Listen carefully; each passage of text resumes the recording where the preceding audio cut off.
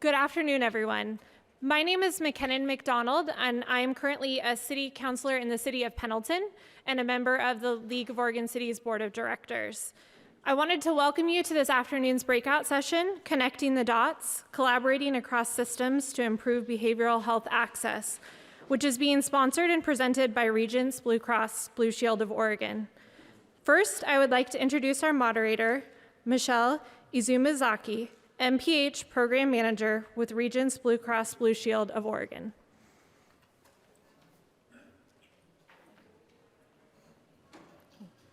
Hi, everyone. Thank you.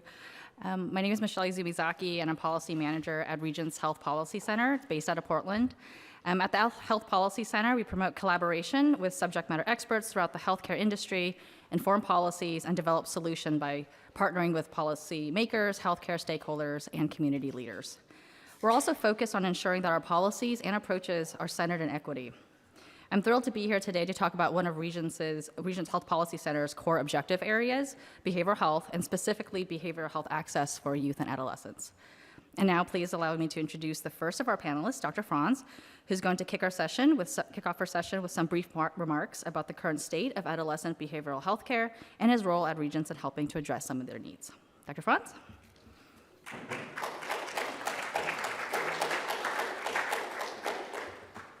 Thanks, Michelle. Good to be here. Looking forward to the conversation we're going to have today.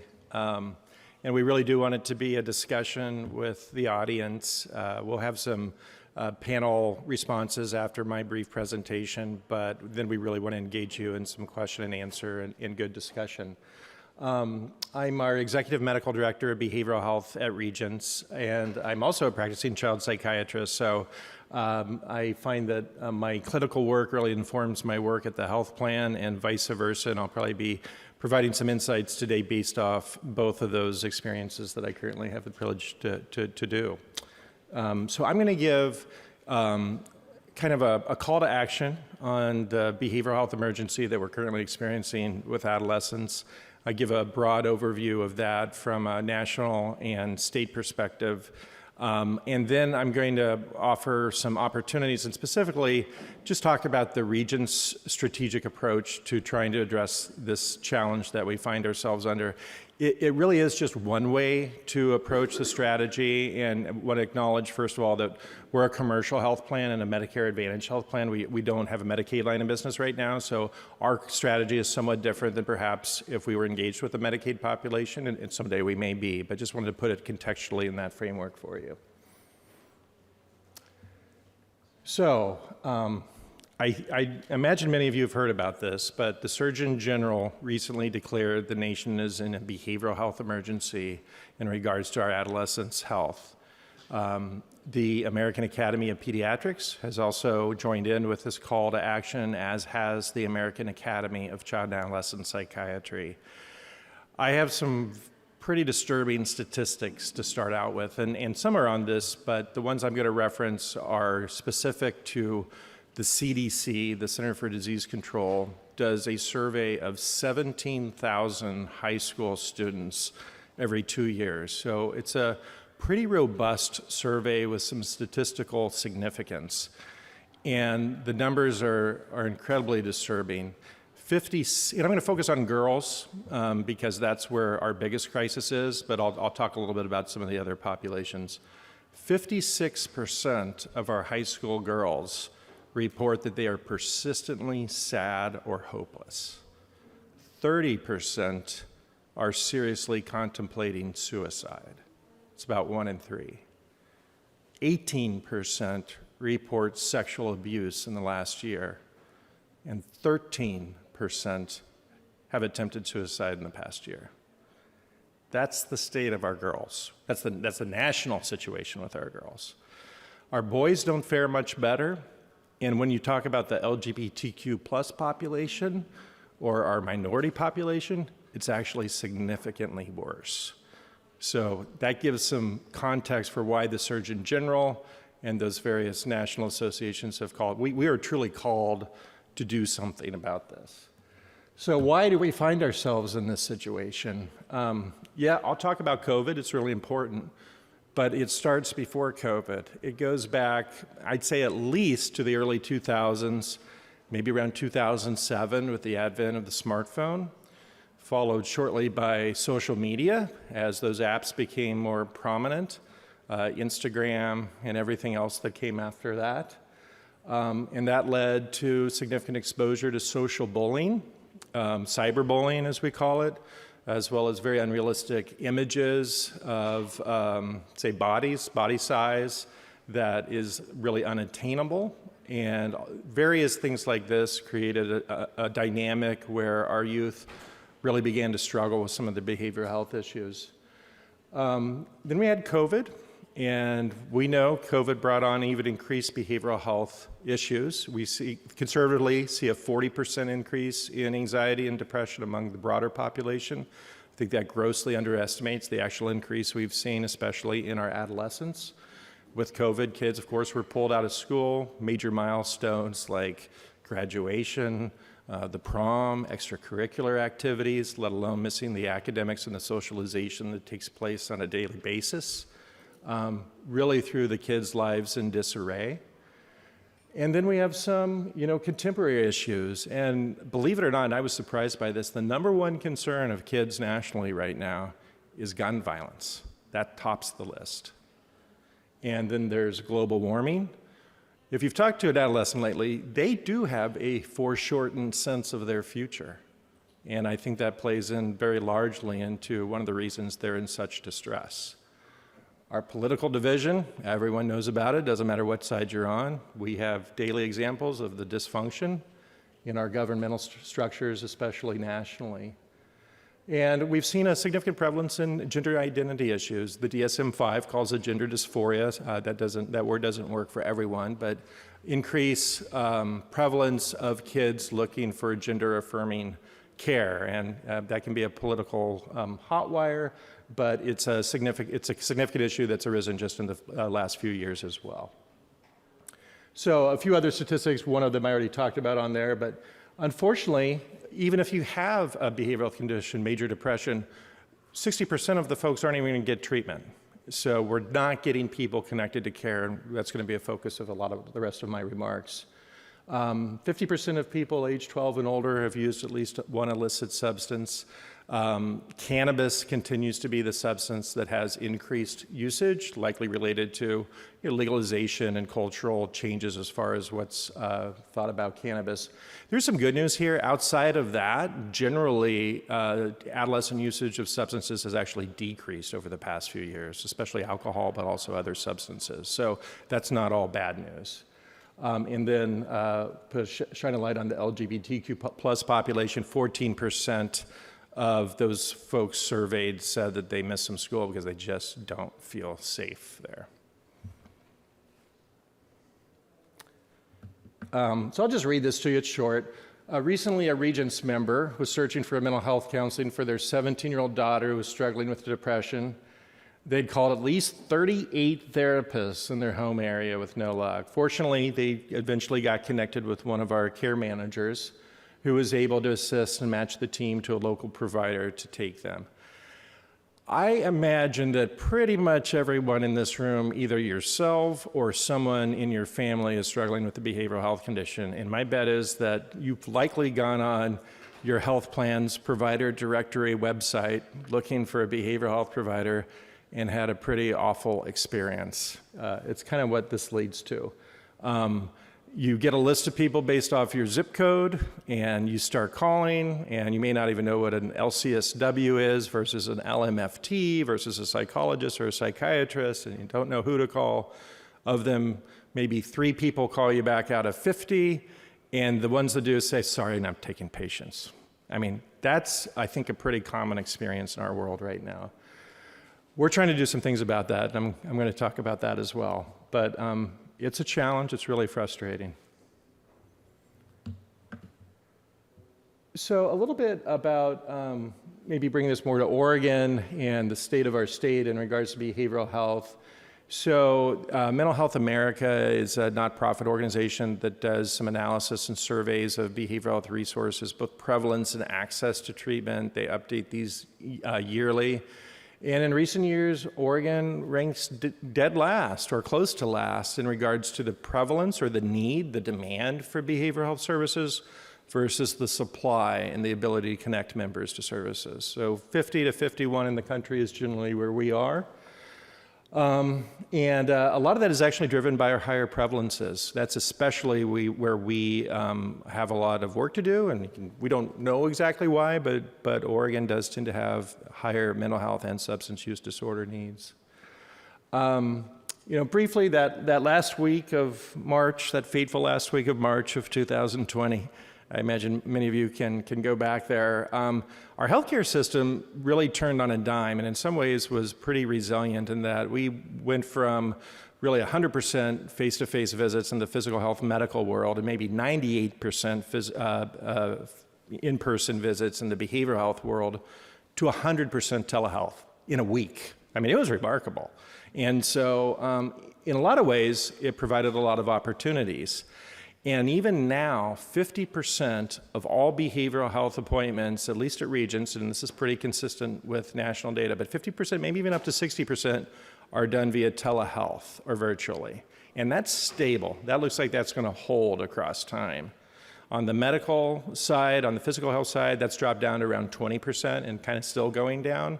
But this is here to stay, and I'm going to talk a little bit more in a moment about the opportunities and the silver lining coming out of COVID that this offers. 40% of, only 40% of psychiatrists even will join a panel to be in network with a health plan.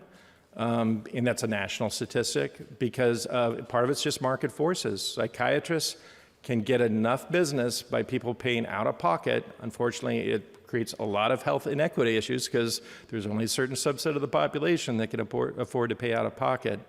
And so we're already challenged with a really inadequate workforce to begin with. I mean, the projections are it's just going to get worse and worse over the next few years.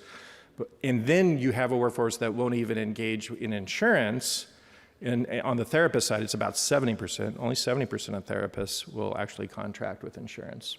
And there's this perceived need, and it's perceived in some cases real about, well, it's reimbursement rates, or it's red tape, it's the credentialing challenges, or just having to deal with updating the provider directory, which is a challenge for the provider to do that in a timely manner, to say, hey, I'm actually not available to see new patients. But out of this, also, because providers got the opportunity to work from home, and a lot of us get that opportunity now coming out of COVID and have enjoyed that. Providers really are seeking out opportunities to continue working predominantly in a virtual setting. And because of that, they've left brick and mortar settings that are exclusively in person or don't have a hybrid offering, or in some cases have moved entirely to a regional or national virtual provider for behavioral health. So this is a one-slide summary of the current region strategy to address this challenge. And I have the good fortune of working for a company that has 5 major corporate objectives, and one of the 5, is behavioral health. So this gets C-suite level attention, and we have C-suite level objectives and metrics, which I'll talk about. But simply our objective is to ensure that our members, our patients, can access timely and effective behavioral health care. Timely and effective behavioral health care. And we really do this through 3 levers, and I'll say a little bit about each of these. The first one, it starts with access, kind of always does. And we have intentionally, for some of the reasons I've described and I'll go into more, taken a virtual behavioral health first approach. Again, a lot of the providers have moved to that space. It has created some very significant disruption in the behavioral health community, both in the state and nationally. I actually welcome this disruption. One thing we know about behavioral health treatment, and there's good people out there doing good work, I hope I'm one of them clinically, but we haven't moved the dial on outcomes in 30 years. We have not shown that we're getting any better at it. And I'll get into some reasons why I think virtual is perhaps in some ways set up to help us deliver more outcomes. But I never would have thought that I'd be championing a venture capital funded disruption in behavioral health. That's kind of contrary to who I am. But it actually is, there's good players and bad players, but it's actually helping in some ways because the market now sees an opportunity to deliver on outcomes. Like there's a need to, families are like demanding that we've got to do better at this. We got to get access and we got to get our family members better. And so people are moving into that space and trying to do it. And we're still kind of in the early stages of that. So we've added a significant amount of virtual behavioral health providers. We call them the grade 8. It's really just because it rhymes. But they do therapy, medication management. We even have intensive outpatient services, pediatric as adults. We have virtual programs that focus just on obsessive compulsive disorder. We have another one that focuses just on eating disorders and keeps kids in the home instead of being shipped 3 states away to a residential program, which doesn't have good outcomes. Additionally, we also believe in keeping our brick and mortar providers available. Some people don't like virtual services. It's not appropriate for every clinical situation. In my own opinion, a hybrid model probably works best. When I do an initial assessment on a child, I really like to see them in person the first time if at all possible, but then some follow-up appointments can take place via telehealth. So brick and mortar. So we've added over 2,000 different providers, net providers in Oregon alone in the last 2 years. Those are brick and mortar providers. Just in 2023, we've added several hundred net brick and mortar providers. And then we get into what my passion is, and that's integrating behavioral health into medical settings. Stop siloing medical and physical health and behavioral health as they're 2 different things. And don't have time to go into the history of that, but they really have from funding to county governance of behavioral health, which is totally different than how medical and physical health is governed. We need to do a lot more to bring this together. We are starting to realize that the head is attached to the body and that they are interdependent. And quite frankly, in primary care, 70% of the behavioral health is delivered, not in specialty outpatient clinics, which are really important, especially for the higher end, the moderate to the severe end of the population that needs those services. But 70% of behavioral health treatment is delivered in primary care. 70% of all psychiatric medications are prescribed in primary care. So we are supporting novel clinical models that fully integrate behavioral health there, whether it's through psychiatric consultation, which is what I do Friday mornings. I provide something called the collaborative care model in e-consults clinically to the 2 largest pediatric primary care clinics in Central Oregon. I live in Bend, so Central Oregon Pediatric Associates and Mosaic Pediatrics. And through that, not that I cover all of it, but we got a panel of 30,000 kids. And I can help, without even seeing these patients, working with their team, reviewing charts, having the experience I have, provide consultation recommendations that allow the kids to continue to be treated in primary care and not refer out to a specialty system that doesn't have access to accept them. Connection. So I talked about all these great virtual resources we have. The problem is we're still struggling to get our membership, our employers, maybe our city organizations to even know we have them. So that Regents table out there, if you do happen to, and I know not many of you may be, but if you do happen to have Regents members, please pick up a flyer. It talks about our virtual health resources. Because I'm frustrated that we still have less than 1% of our entire membership accessing these virtual health providers that in a second here I'll tell you about, well, I'll tell you right now, have incredible access. I mean, they can get people in within hours, certainly days. And you're going to hear more about that metric on the right, which is unheard of. I mean, you try to do this provider directory search, go to a brick and mortar provider, and it's usually weeks, often months. But we can get people in within hours to days in most situations. But it goes underutilized. I was told we had 3,000 psychiatric appointments available in these last 2 weeks. I mean, I can't even believe that. That number seems just outrageous, but it's a challenge to surface these resources. And then once you do, just to navigate or connect our members to them. Because of the challenge, the website, we're really working to upgrade it. We have our digital team trying to help. It's somewhat dependent on provider input, like are you taking patients? We're trying to make that experience better, but there's a lot of work to do there. So we have our care management team trying to connect folks to providers. It's challenging. It's still a conundrum we're trying to solve, but once you're aware of it, you actually have to be able to connect to it. And then let me go to the third lever, quality, near and dear to my heart. So again, Behavioral health, I think partly because it's been siloed culturally, historically hasn't done much with outcomes. In physical health, on the medical side, we measure blood pressure, we measure hemoglobin A1C for diabetes, we measure ejection fraction for congestive heart failure, we measure wound size in a diabetic who needs healing from their wound to see if they're getting better. For most of the time I've been practicing until recently, and historically, I like to say behavioral health has been, you get 50 minutes in a fern. What are you going to get out of that? We didn't historically measure and we haven't measured. So now we're moving towards measurement-based care. And in behavioral health, there's a real opportunity there. So we can now give out PHQ-9 scores, which measure depression on a numerical scale, GAD-7 scores, which measure anxiety on a numerical scale. We get a baseline. After each appointment, each therapy appointment, each treatment intervention, we distributed it again. This is how I do my consultation work for those pediatric clinics. I need to see those scores to know if I need to recommend we change the treatment plan. Because if they're not getting better, we got to do something different. And historically, behavioral health hasn't really worked that way.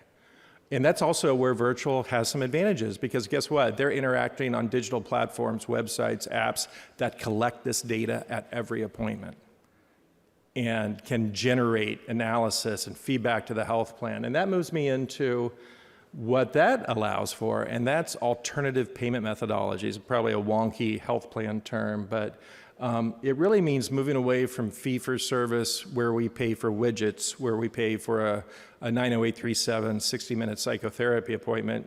Maybe you know what you get out of it. Maybe they're doing measurement-based care. Maybe they're not. Most behavioral providers still aren't doing it. And you pay, and you don't know really what you're getting for your money.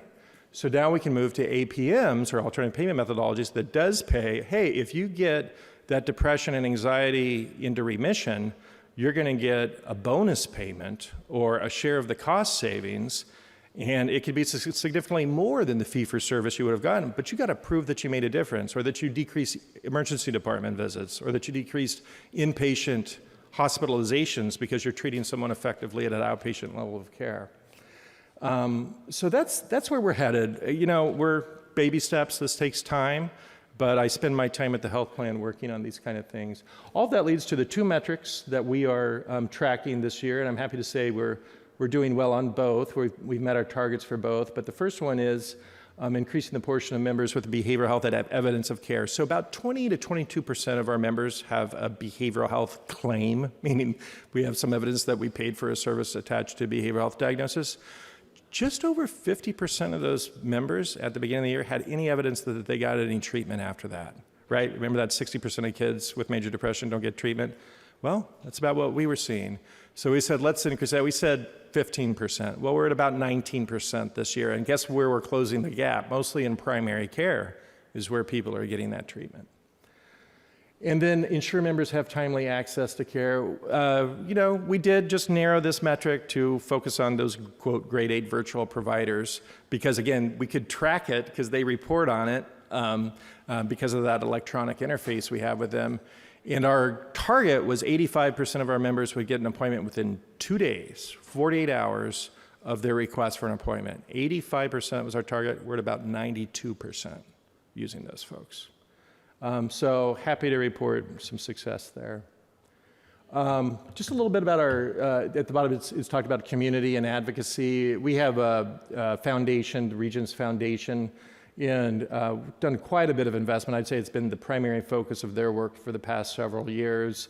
Recently, $570,000 invested in workforce development, $300,000 in 988, which we're going to talk about later during the panel. If you haven't heard about it, don't worry, we'll make sure you know about it before you leave. And then total, over the past several years, we funneled about $11 million to support communities with behavioral health. A lot of that focused on integrating behavioral health into medical settings and training up providers. So those are my comments, and now look forward to our panel conversation.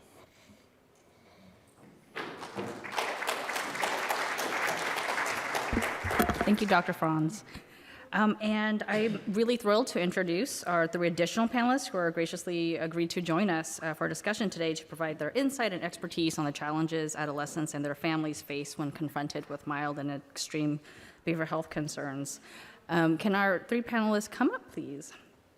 Now, you've heard from Dr. Franz, our Executive Medical Director for Behavioral Health at Regents.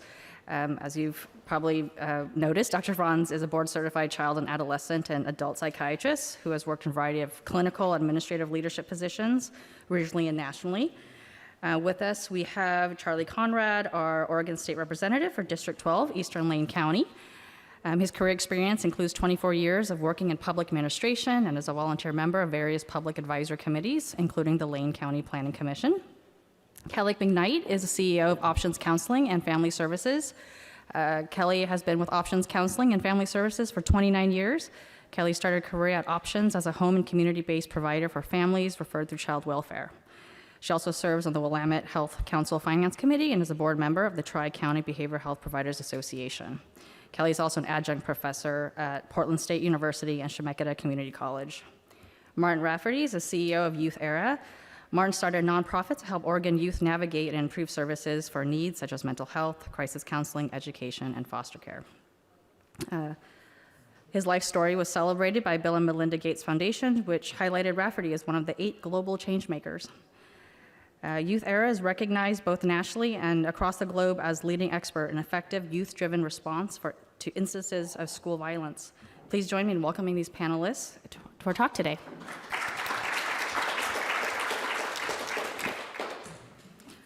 All right. We're going to start it with the easy one, I promise. For many of our kids, stressors are compounded when they don't know when their next meal may be or where they're going to sleep. What are some of the healthcare gaps we're seeing, particularly in underserved or rural communities? How can we work together to ensure all of our youth are set up for success? Representative Conrad, do you want to start? Yes, thank you very much. I appreciate that. One of the things that I would like to focus on is how this impacts the rural communities. The district that I represent is Eastern Lane County, and I have a lot of smaller communities in there, a lot of distance, a lot of gaps. And historically, it's that distance, it's that time and distance which creates issues in providing the services. Some of what we've seen recently is what Dr. Franz discussed as well with providers. And some of those issues are, how are we going to get providers to some of our smaller rural clinics? How are we going to be able to get to the kids that need the help and they need the support and do it timely and do it appropriately? Fortunately, we've got broadband coming out soon, but that's still going to be a year and a half away to be able to really connect with some of our unserved populations. We need to do some things between now and then to try and ensure that happens. And some of the things that I'm interested in looking at is how can we do that with schools? How can we get to where the kids are going to be at? How can we connect to where they're already at? And what does that look like for those rural communities? It also goes with the workforce and with the reimbursement rates. Again, some of what was talked about earlier, it's much more profitable for people to be living in the larger cities. There's not a lot of resources out there for our smaller and our rural communities. And that creates some significant issues. Some of the other things that, here in Eugene, we have Cahoots. Cahoots is a wonderful service that can be provided. As we talk about mobilization, crisis intervention, how does that look for Cottage Grove? How does that look for Crestwell, which are 2 cities in my district? How does that look for Oak Ridge, 45 minutes away? How do we connect these services to those kids out there that need that help and that support? So those are some of the challenges that at the state level, the legislative level, trying to work through. Some of that's going to be funding, some of it's going to be incentivizations for workforce, some of it's going to be providing capital for construction, some of it's going to be funding some of the programs. And not all these programs are going to be profitable. And that's where the state needs to be able to step in my opinion, to be able to subsidize some of these programs and some of these services to make sure that they're able to get out to the rural communities. The rural communities have low volume. It's tough to be profitable, whether you're a nonprofit or a for-profit business, when you have low volume services, but the services are needed nonetheless. The acuity isn't any less for some of these kids out in the rural communities. Up the McKenzie Valley, which is also in my district, in Blue River, they have some different issues. When you have wildfire displacement, when you have evacuations, these are some of the other issues that students regularly face. When you have these disruptions every year, you have an evacuation. So that we need some help and support for our students, and we need to be able to do it in those rural areas. So I look forward to being able to work on that. So thank you. Thank you, Representative. Martin? Yeah. Yeah. So first off, I'm actually not from here. I'm from a very rural city in Kentucky. I don't know. Have you heard the phrase the holler? Yeah. So it literally means we live in these corridors between hills and mountains where we can holler over to our neighbor, right? And so the digital divide and the lack of services was always something that growing up we had to face.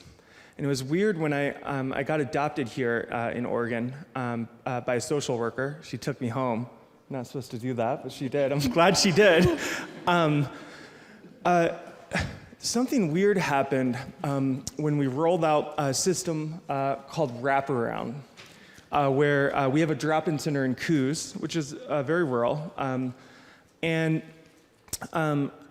There was an attitude at OHA, and most of these people aren't there anymore, so I feel okay about naming that, even a directive that we're not going to send trainers into this community, when one of the legislatives that got the funding passed was from that community. So there is a superiority thing, I think, based on funding and based on some of the pieces the representative just talked about. And the pain and like the lack of resources and how low the lows are in rural communities are also unique. So I would argue that the pain of someone growing up in Eugene or Portland, a young person who doesn't have access to services, like some of those stats you were talking about, they're real as well, but there's so many other kinds of options, so many other kinds of supports that in rural communities, there is nothing else. And so I'm hopeful that, that we can start talking about this ear of superiority, recognize that it comes from a profit margin. Once we recognize that, I'm so happy about what you were just talking about, this idea of paying clinicians more when they do better. That's amazing, right? Like if we understand and accept that there is a profit motive, and that's part of the system, then we can start building up systems around it. So I'm excited to be having these conversations. It is a really dark time out there, but I'm excited to be in rooms like this because this is where change can start to happen and leadership can kind of usurp some of the chaos.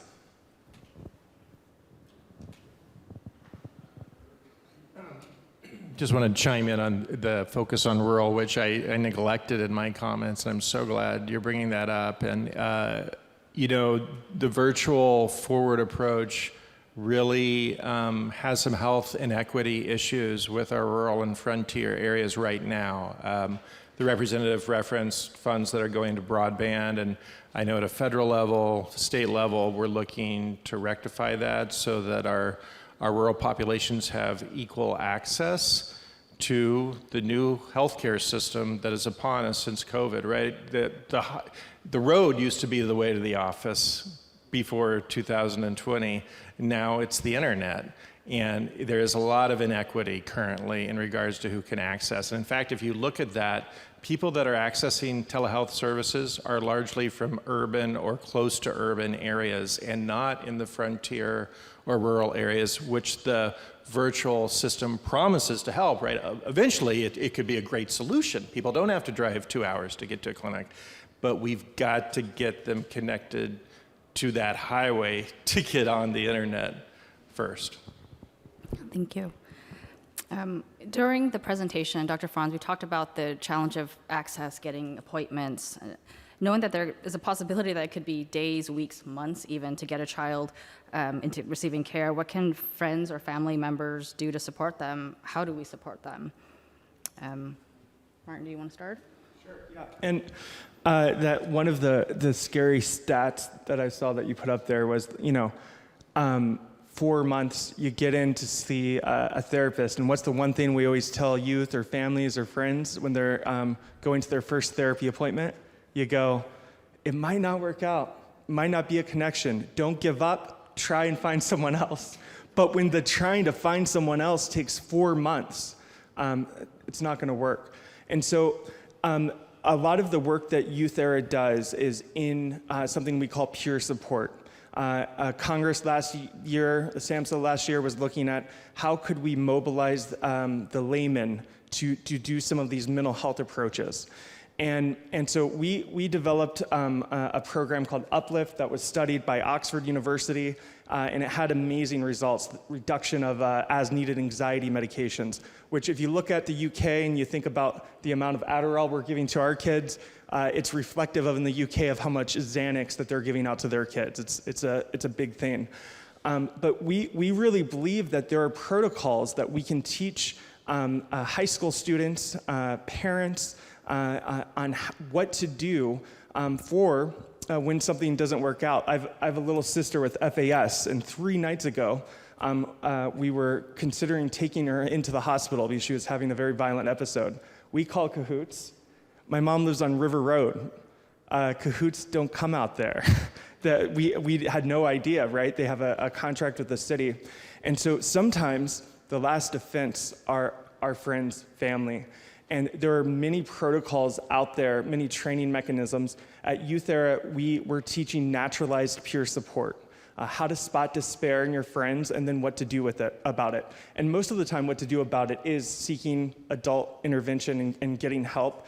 But how do you do that specifically to save the relationship and make sure you're not doing something that's going to harm that friendship or connection?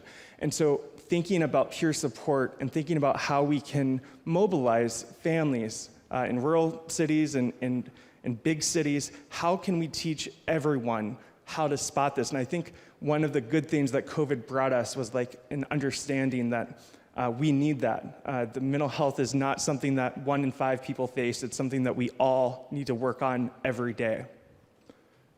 Thank you. So I want to ask all of you, how many of you have ever been a teenager? Please raise your hand. Okay, well, that's all right. But do you have some memories of what it was like to be a teenager? Do you have some joyful memories, some kind of stressful or struggling memories? And I'm just going to do a little bit of demonstration here. So I want you to pretend with me that this is a bottle of root beer. And I'm going to shake it up. Would you shake it, please, Martin? All right. Thank you, Charlie. Yep.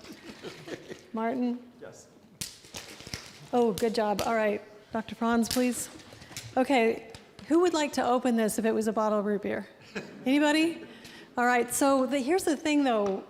And a bottle of root beer is going to look the same on the outside, whether all of us shook that up or whether we didn't. And that's part of what's difficult about tracking when people are struggling, is that many of us are good at looking like just a regular bottle of water or a regular bottle of root beer. And what I want to say to all of you as caregivers and parents and community members is that old adage about you got to put your own oxygen mask on first. You can't help somebody else if you can't breathe. So if you have people in your family with behavioral health issues or challenges, please take care of yourselves. Find a therapist for yourself. Use your support network in addition to making sure that you are stable and able to be that support to somebody else. It is also modeling to those kids that you aren't trying to do it all by yourself, that you are reaching out and that there's something out there to help you. Thank you. In the presentation, we've talked about just how access, again, getting services, getting a provider, finding the right provider, the right fit, it's like dating, but much more frightening. But yeah, it's like dating and shopping around, finding the right match. And also accessing and finding a provider is really challenging. The demand for services clearly exceeds the capacity. What are some of the ways we can narrow the gap? I think I'm going to call on Kelly. I'm supposed to start here, yeah. So if you call a counseling center, as Dr. Franz sort of pointed out, they may or may not have someone immediately available to provide, or even available within the next few weeks to provide therapy for you or your child. And so what's true is that most insurance companies, including the Oregon Health Plan, require some kind of an assessment and a treatment plan in order to engage someone in services. However, some agencies will do the assessment and treatment plan and put in the treatment plan that the individual can attend groups or get case management services or skill building services or other things rather than a traditional, as you put it, 50-minute therapy session in the office. So I've got a list here, and there will be in your app for this program of various resources that are available. So one is called Affirm.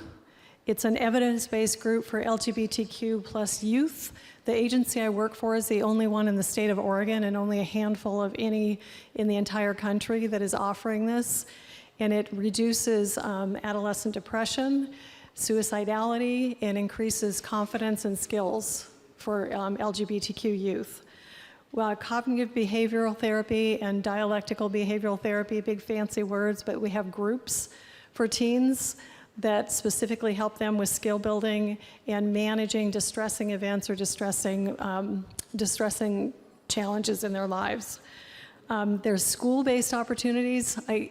I remember, so I'm a parent of 4 kids, and I have 12 grandkids. And I remember when my youngest daughter, who loves softball, was not getting the grades that she should have been getting, I thought, well, I'm going to tell her she can't play softball. And my really wise boss said to me, you're taking away a pro-social activity. What's she going to do?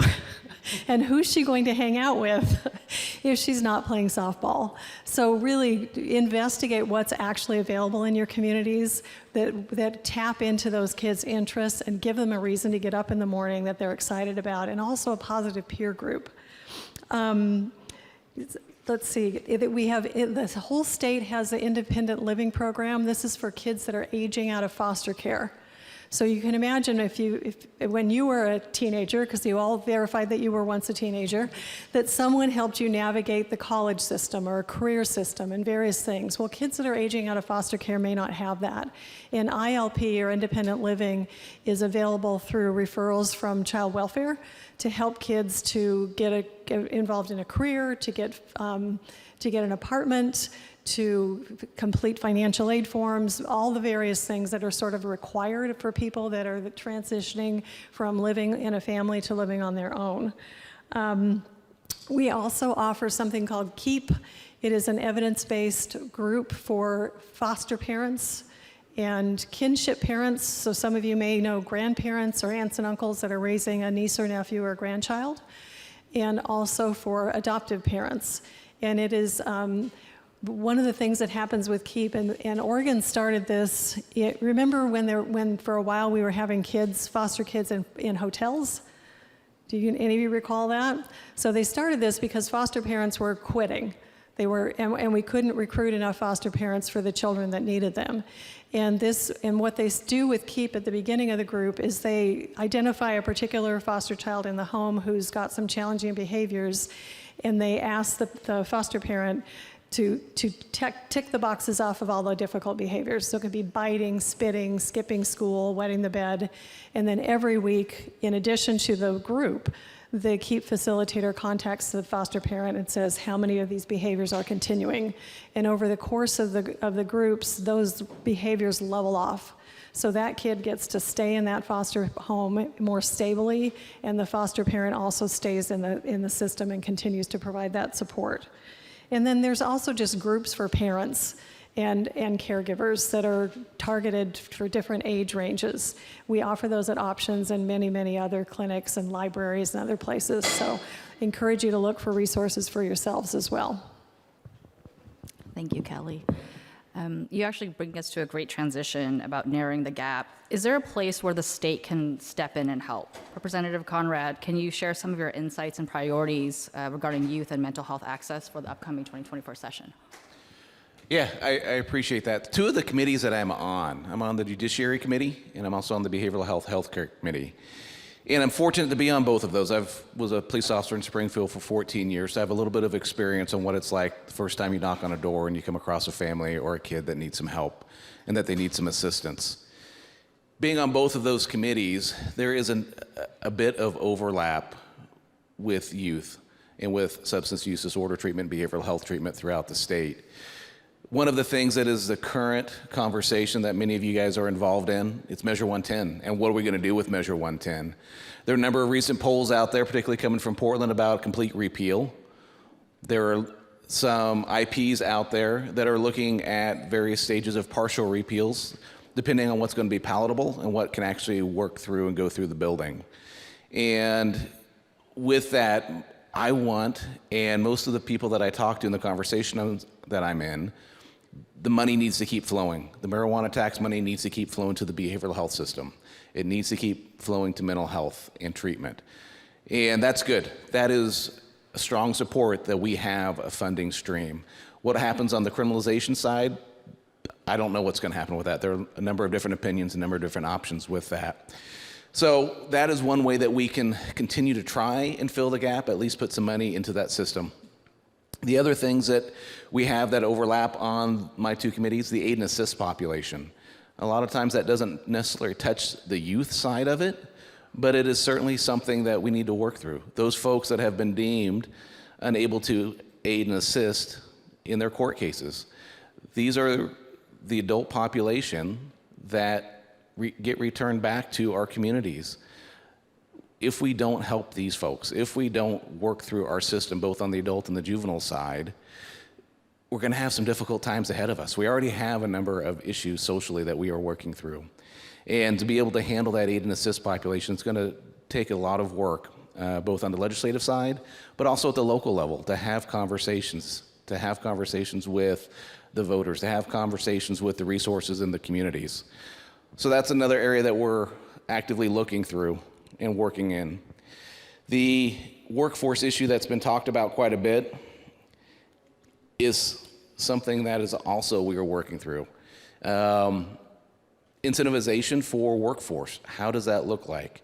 What does that look like to get people into the public sector to be able to treat folks? There are a limited number of things that we as a legislative body can do. We don't have control over independent organizations. We do have control over maybe tax incentives for rural providers, tax incentives for people that are going and serving underserved populations. We do have some of that. That is in legislation right now. I personally don't know what the effect of that is. You know, is that going to be able to recruit more folks into those needed professions? The other side of that is the pipeline. It's the CTE programs for the healthcare pathway. Again, for rural communities, how does that look like? Are we able to start pulling and encouraging people that want to enter that pathway? Do we have the ability for them to do that, or are they going to go to other professions? Because we need to be able to fill the gaps that we already have. We already have positions that can't be filled throughout the state in a number of different healthcare sectors. And to be able to get students in there, to get the community college education, to get the U of O education, the PSU education, to be able to fill those needs is a significant issue that we are tackling. The other personal issue that is important to me that I'm working through, it's youth and substance use disorder treatment. How are we going to help our youth so that they don't become the homeless for tomorrow? How are we going to help our youth so they can start filling some of our workforce gaps? How are we going to help our youth just because it's the compassionate right thing to do so we can maximize and they can maximize their potential going forward as citizens? And there are a number of different things we can do with that. I don't know them all. And I'm fortunate to be up here with people that have a lot more knowledge and a lot more experience than I do. And I plan on tapping into their knowledge and their expertise as we try to put something together to figure out what we can actually do to help that. And throughout the House at least, which is where I'm at, there are a lot of conversations, there's a lot of interest, there's a lot of support from people that set the agenda, from the people that actually can make the decisions. And so I am hopeful for the future that we'll be doing something. It's going to be incremental. It's not going to be a massive overhaul, but I think something is better than nothing, particularly as you look at the gaps that we have between the amount of substance use and addiction that we have in the state versus the services provided. You know, being 50th in the state is not a good spot to be, and we have so much room to improve on that. So I'm hopeful. Thank you, Representative. Can I just add really quick? In Salem-Keizer School District, which is where I live, they just added, as far as talking about pipelines, a behavioral health track for high school students at their Career Education and Technical Center. And it is oversubscribed. It's just started in September. There is more interest than they could take. And so if you all can go out to your communities and encourage something similar with your school districts, we want to start making that planting that idea in people's heads when they're young. Yeah, I want to echo the 110 thing. It's such a tricky problem. But the expectation that 110 was going to be much further than it is right now, I mean, these things take time. And if they didn't, we would have done it a long time ago. I have a lot of criticisms about some of like the rollout pieces, and we get some of the funding for 110. And one of the things I was talking about with OHA was, can we have some time to plan, have some time to track outcomes, build up those mechanisms before we just turn the light on? And it's like, nope. So I think radical change and adhering to, again, going back to this model where funding is attached to the outcomes. That's the only way forward. And getting away from 110, 8 hours and 22 minutes. It's the average amount of time that a teen spends looking at a screen. And yet, so many of our systems are living like it's like the 1980s. And so what's happening? Well, what's happening is that corporations are taking a look, startups in California. One of them we're partnered with, right? They're looking at this as like a profit center and trying to figure out how they can deliver these services. And the problem with that is like, at least we're getting some more appointments and fixing some pieces, but our core services are just stagnated. We need to bust it up. The state has to lead from a digital first perspective. There should be no TV commercials unless you're trying to win elections. If you're trying to reach youth, you need to be digital first. Thank you. Why is Oregon 50th if we have our national statistics on depression, suicide, etc.? Why are we 50th as opposed to Washington or Idaho or California? Can you repeat that question for the recording? Why is Oregon the 50th as opposed to our neighboring states? It's the right question to ask. And if we know the answer to it, and I don't think we do, okay, we got one. We have the answer to it. So Bart's going to tell you the problem. We'll get it. Awful leadership, awful vision, awful direction. I love Oregon, and I don't have a bone to pick with any political party or side, but we used to be leaders in behavioral health, so much so that the director of SAMHSA refused to give us certain contracts because we were outshining. And at OHA, there is no leadership. And that's not the governor's fault, that's not anyone's fault, but it's just there's a leadership gap, a vacuum, and it's causing real world problems, and that's why we're 50th. No disrespect to the governor, just to be real clear. I like the governor a lot.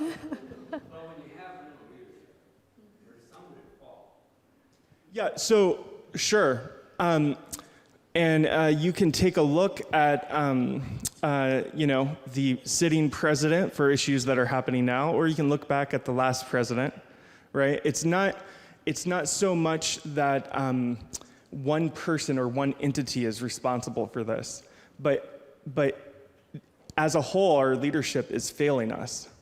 And so, trust me, if I really thought it was the governor, I would be doing everything in my power to take down the governor.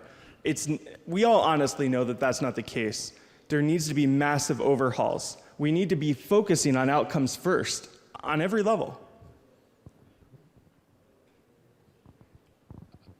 I'll just say, I mean, it is true, the Oregon Health Authority has been challenged with just a tremendous amount of turnover over the past 7-8 years, probably goes further back than that. I've been involved in CCOs and health plan work since 2015, and at least going back that far. Kelly can probably share even before that a little bit. There's been a real struggle just to have any consistency in leadership at the Oregon Health Authority. So the institutional memory fades. Maybe now that's a good thing, but there's no one there that has been able to have the knowledge to really understand the system and to build upon it. I don't think that's controversial. I think even the current director of the Oregon Health Authority would say that. And that's got to change. We've got to build up that agency so that people feel supported, empowered, funded appropriately, and can stay there long enough to really get the system back on track. Thank you. To be able to address that, so I'm a freshman legislator, so I don't take any offense to what Mr. Rafferty next to me said. But absolutely, it is leadership, and it's leadership throughout the state. And to me, one of the biggest benefits and one of the key things with leadership, it's a relationship. And it's all of us in this room, it's all of our constituents, and it's everybody that we interact with, of making that this is a priority, of making sure that your representatives, your senators, everybody at OHA, the governor, they know that this is the priority of the people, that this is where we want our tax money to go. This is where we want that time, effort, and energy put, is to our youth, so that they've got a future, so they have a potential that they can live up to. And leadership is essential. And I agree. Frankly, I've sat through a lot of meetings where OHA has been discussed, and they have some significant issues. One of the things that I'm keen on, and if anybody in this room knows the answer, I would greatly appreciate it. The legislature is part of the problem, that every 2 years we come together and we have all these magnificent ideas, and we direct our agencies to do it. We don't give them a chance to actually catch up on what we assigned them 2 years ago. There is a lag in what we assign them to do and when we give them new assignments and ask them to prove. Exactly what Mr. Rafferty said. We need to do better at the legislature. One thing that I do not know is, how do you measure the capacity of an agency to take on new legislation? We do have legislation that needs to be passed. We have things that need to be funded. We have things that need to happen. How do you measure an agency's capacity to take on new programs? And some of that comes to straight out communication. The agency needs to come to the legislature and be able to come to the legislature and let us know, to have honest, upfront conversations about, hey, it's a great program, we can't do it. It's going to take us 1.5 years to get the staff to do it. And these are some of the things that I have conversations with on a daily basis with agencies, how long it takes for them to get staffed up for the programs that we just got funded. Because when we start coming together for the next long session, we're going to have programs and people coming back to us asking for money, and they've been up and running for 3 months because it's taken 1.5 years for them to get up and going. But we need to, everybody in this room, reach out to everybody and make this a priority. Reach out to your boards, reach out to everybody that you know, so that it becomes a priority of this state, so that our youth are our priority and we can go forward. We can lead from bottom. We can let the elected people know what we want. It's our tax money, these are our programs, and these are our youth. So that's where I'm at, that's my support, and that's what I encourage everybody to do. That's what I'm doing. Thank you, Representative Conrad. Great segue, because we've been talking about leadership, and I'm banking and hoping that there are several city leaders here in the room. And in your community, are you experiencing youth mental health crisis? What are you seeing? What are you seeing that's working? What are you guys trying out there? And if anyone's willing to share and to talk to our panelists. Oh, I see a mic, yeah. So, I'm pretty loud. I think you'll be all right. We got to record it.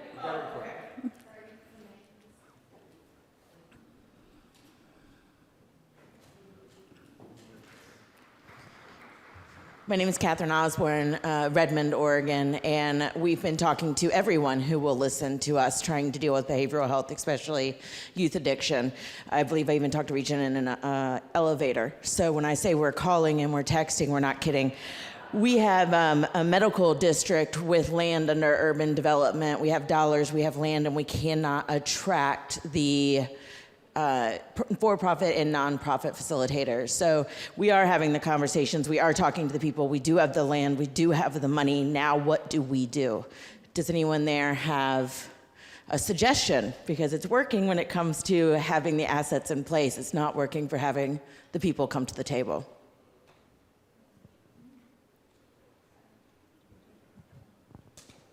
I missed just a little bit of that. You're trying to build exactly what? You're trying to attract exactly what?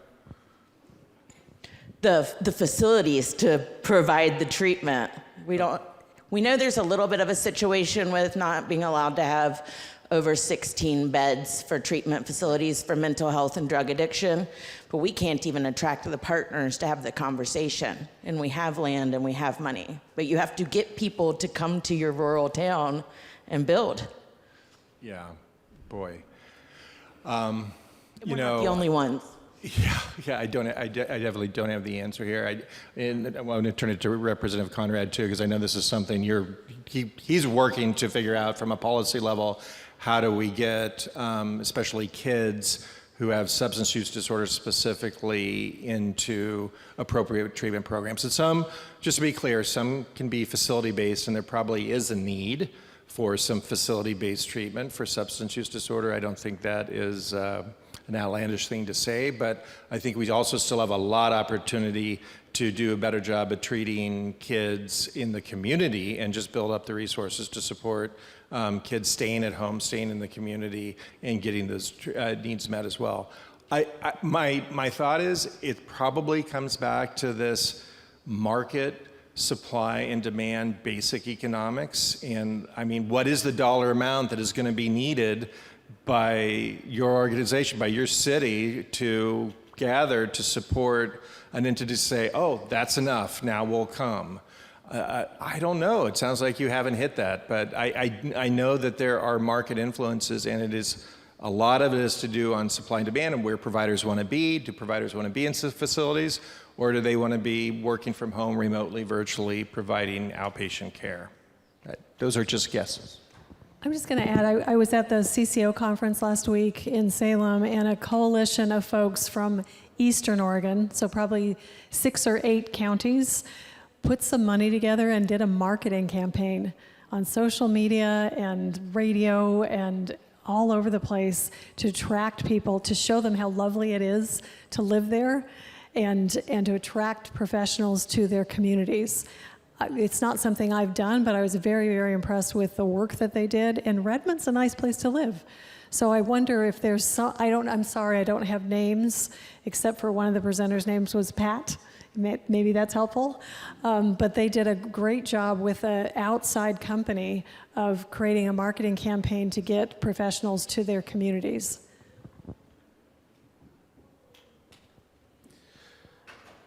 My understanding, and I'm happy to follow up with you, because exactly what you're talking about are some of my concerns and some of what I'm trying to work through at the state level. Because as I understand what your struggle is you have everything in place except a provider, except somebody to come build that facility. So you need a partner. And the way that our system currently is structured, the CCOs are a huge part of it, particularly with our OHP population. The burns that get funded by Measure 110 are the nonprofits. And if you have nobody that wants to take a bite at that apple, it creates a significant issue. I would love to talk to you about that and see the aspect that I'm mulling over to see what that looks like. So again, my district's here in Lane County, so I'll be working with Lane County Public Health. But what is the role for the county public health agencies in there? There are a number of other public sector groups that might be able to fill that void, that might be able to fill that need to get where we need to go. So please contact me after this so I can work on trying to help and figure out where we need to go.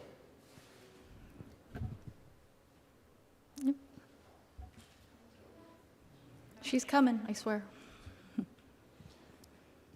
Talking from a municipal point of view, and was somebody who's on the Oregon Educators Benefits Board for health insurance, when we come to adolescents' health, to me, it's a bigger picture than just health of what we're talking about here. Because if you don't have the 5 pillars of determinants of health in your community, these adolescents are just not going to get a magic pill and make it to 21.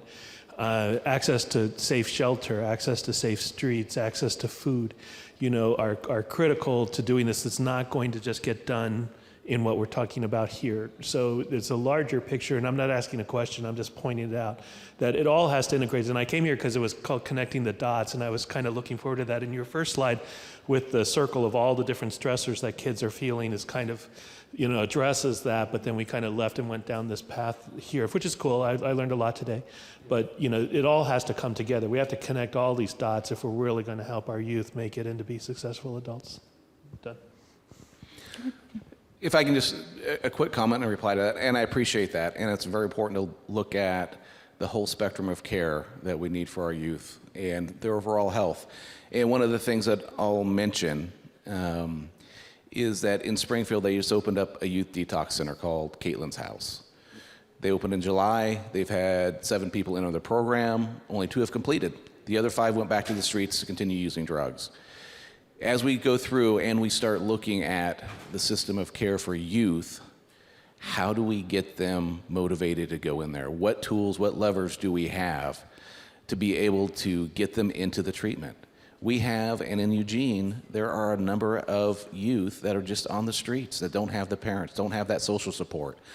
They go into detox, they make it 2 days, they want to go smoke drugs. They have, in my opinion, and Dr. Franz, correct me if I'm wrong on any of this, but they have positive reinforcement for negative behavior. They're going back to their drug dealer because every time they go there, they feel good. They call them and they answer. That is not what we want. We need to change that dynamic, and exactly what you're talking about, sir. We get them to detox, great. What happens after 7 days? Where are they going to go? Where are their supports? If they're living on the street anyway, where are the families involved? Where are the schools fitting into this system? Where are the peers fitting into this system so that we can make sure that they have that best chance for success? And we've got to look at that entire system, because looking at only at one segment of it, it's not going to get us anywhere. It's going to continue to be broken, segmented, or however you want to describe it. So yes, thank you for bringing that up, and hopefully we can get to that point where we've got a complete pipeline from beginning to end. And you know this clearly from the comment you made, but just to call it out for everybody, because you nailed it. I mean, you absolutely nailed it. And sorry, we probably did fail on that a little bit. It's a huge discussion, but one that we can't ignore. And that is, only 10% of one's health is determined by any of the stuff we've been talking about up here, right? That's the elephant in the room that I think you're trying to get at. 70% is determined by social determinants of health. Your racial status, how much money you make, your housing situation, your educational situation, whether or not you have access to food. These are the things that determine all health, behavioral health, physical health. Genetics is the other component, major component of that. But again, that's just a small piece of it. So you're right. We can work as hard as we possibly can in our sector, and we will. But until we address, why is gun violence the biggest concern of our kids? Are we addressing public health needs that involved in pandemics prevention, and how do we deal with pandemics? What else was on there? Oh, how about our social use of social media, and what parents are choosing to do in regards to access to smartphone use? And I mean, these are the things that ultimately determine and have contributed to behavioral health. And you're right. I mean, I just think you're right.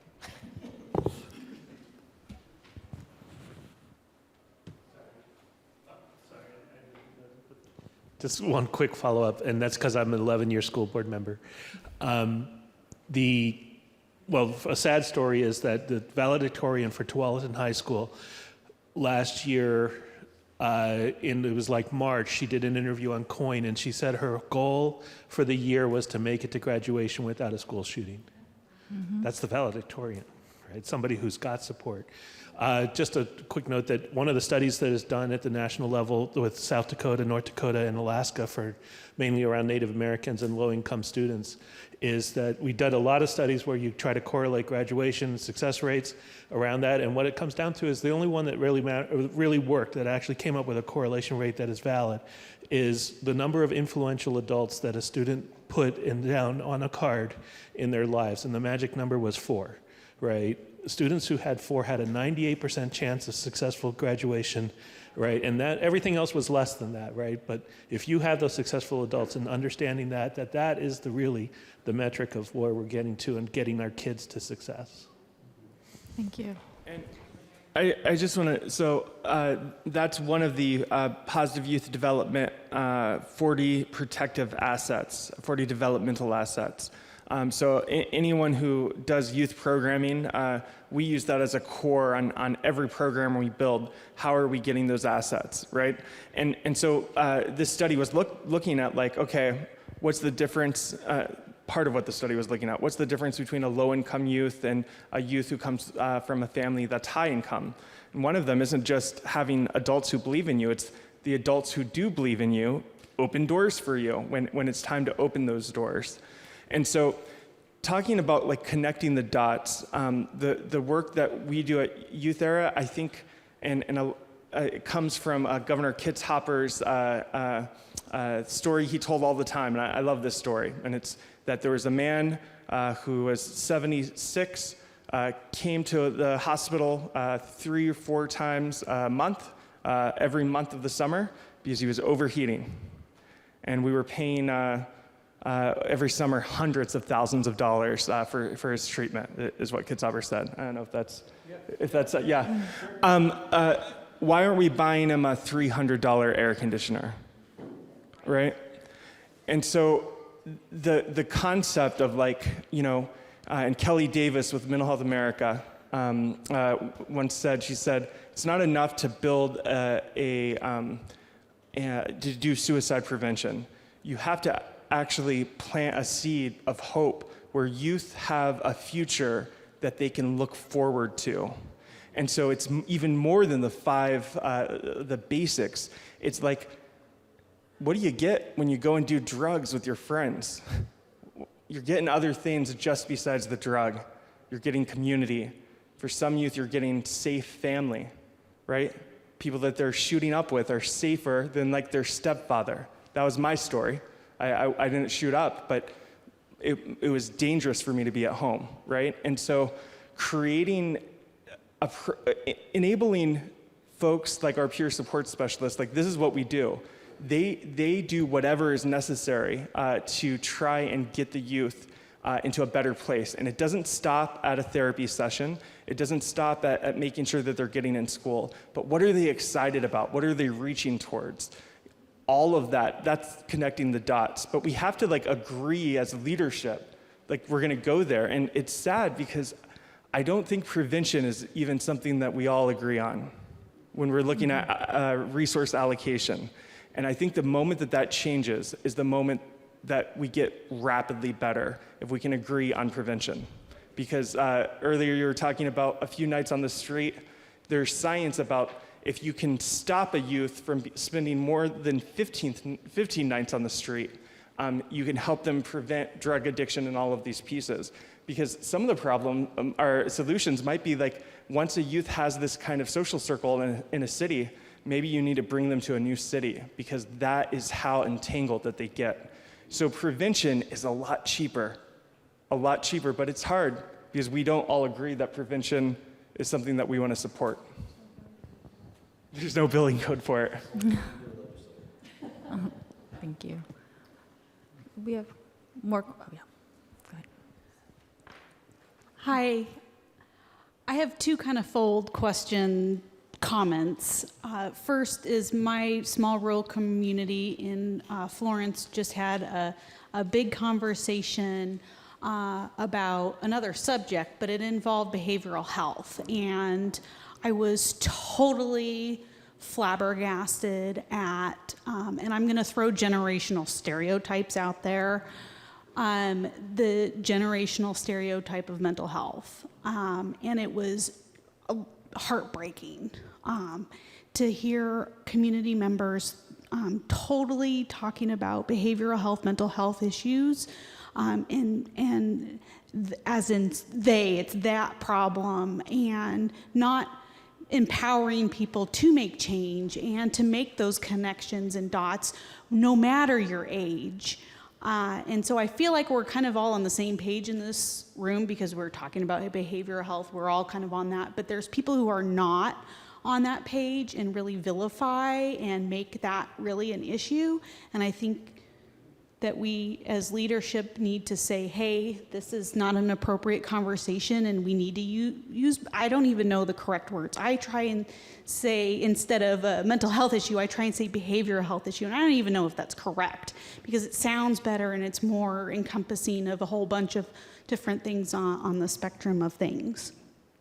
And another, so I don't know if that's like the best way, and I hope that that is a way that we can communicate with people to not talk about behavioral issues in such a bad way.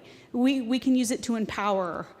I just recently had a baby, so I'm trying to tell people I have some really severe postpartum depression, and I'm proud of that. And I can empower somebody else to get some help. So thank you for letting me share that part. So another question for legislation I had, and for the medical profession is, I noticed when I worked at a medical school, a lot of those medical students were working on research projects, a part of their graduation requirements, and also PhD, MD programs. And the medical school I was working for really focused on having their students go into rural health, family medicine, and not specialized, because we need those in our fields, and it's systemic. And there had been some support from NIH higher up to help facilitate that, and how can more governments support NIH funding to support those medical schools to continue telling their students to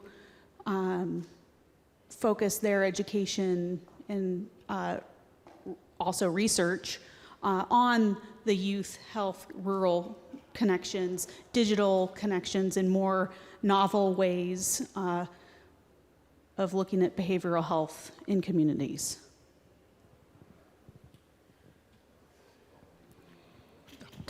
Just a quick comment as you're bringing the microphone down for our audience member.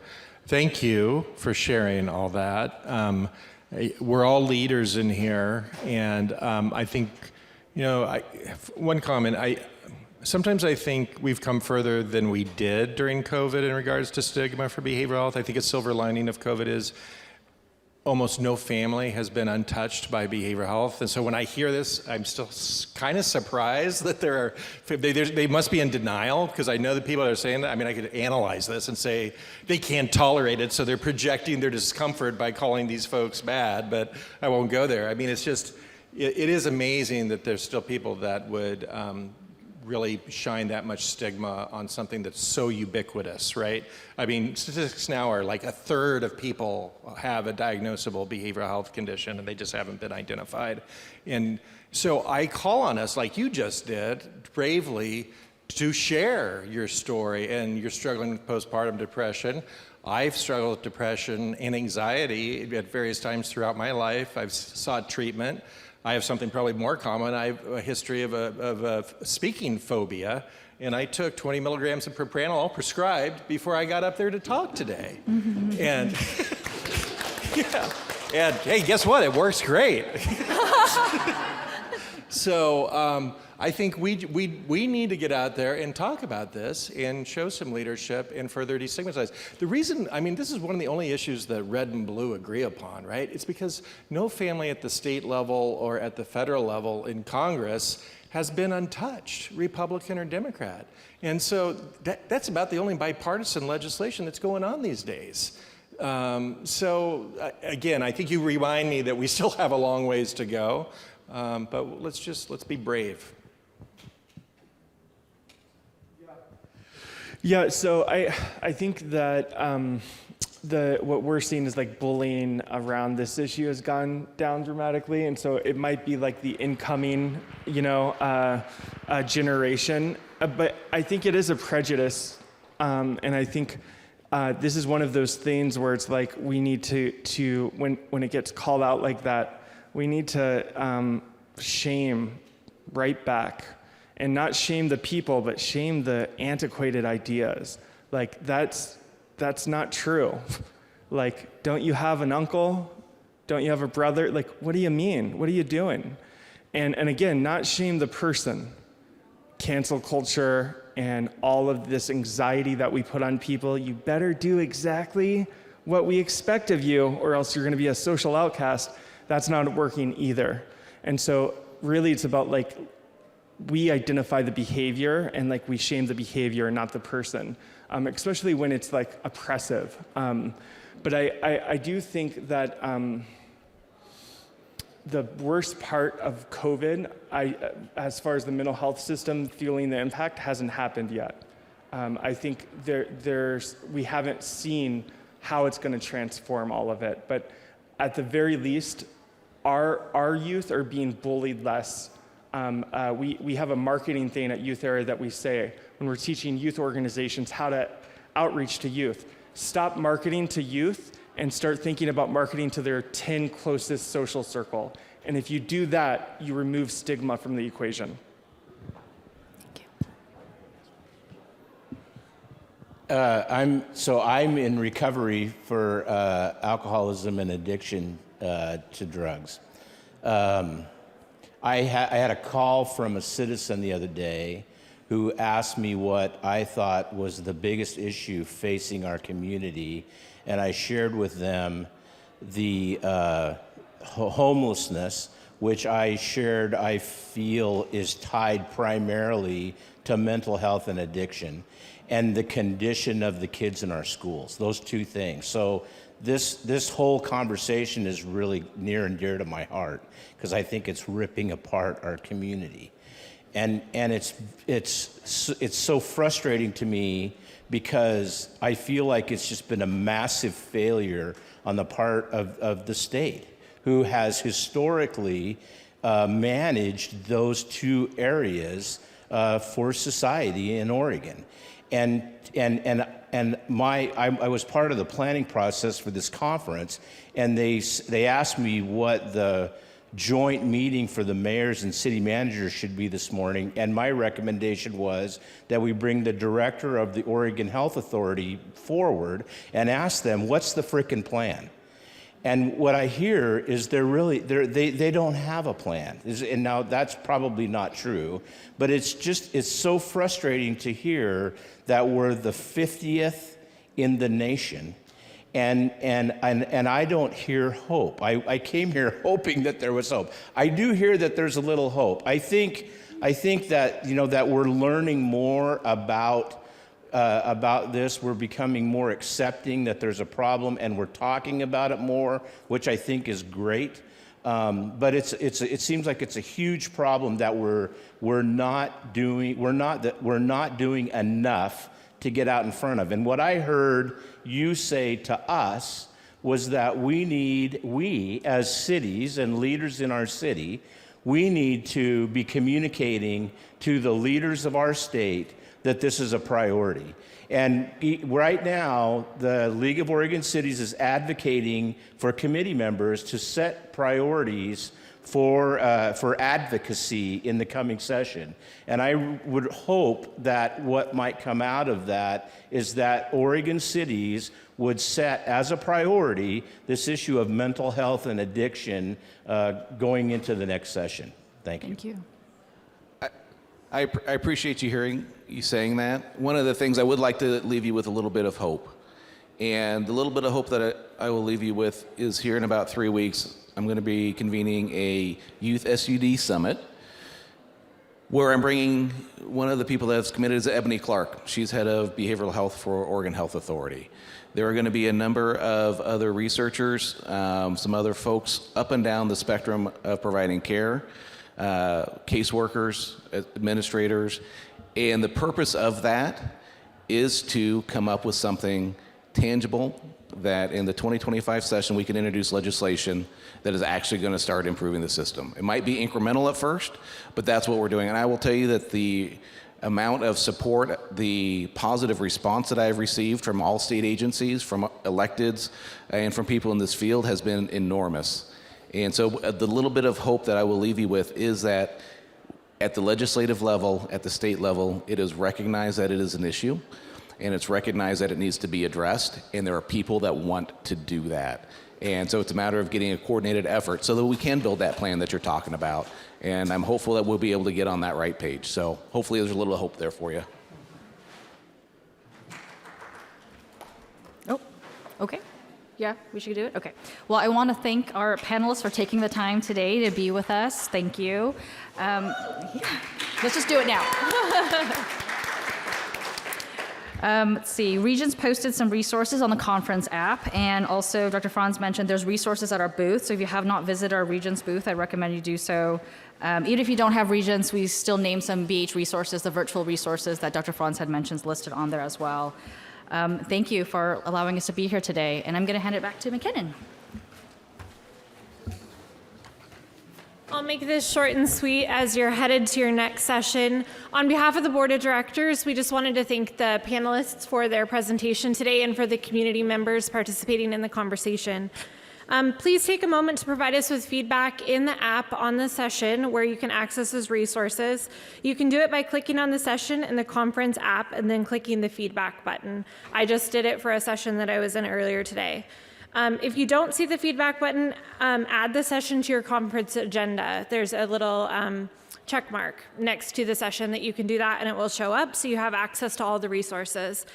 So up next today, on our conference program is the snack break. So out in the hallway, you'll be able to find snacks and I'm assuming beverages as well in the exhibit hall sponsored by Pacific Power, followed by our welcome and keynote starting at 3:15. So you have a little bit of a break. Also, don't forget to join us tonight at the welcome reception on the 12th floor. It's upstairs. You go in the elevator, just push floor 12. And you'll come out into the space there, and it will be immediately following the keynote address. The last thing I want to say on here is that to end your evening, if you're interested, there's going to be a joint mixer of the People of Color Caucus and the Women's Caucuses in the Top Golf Suite when you first come into the Graduate Hotel. And that starts at 8 o'clock tonight. And they have plenty of drinks, foods, and prizes from our various cities to give out. So thank you for joining us this afternoon and enjoy the rest of your conference.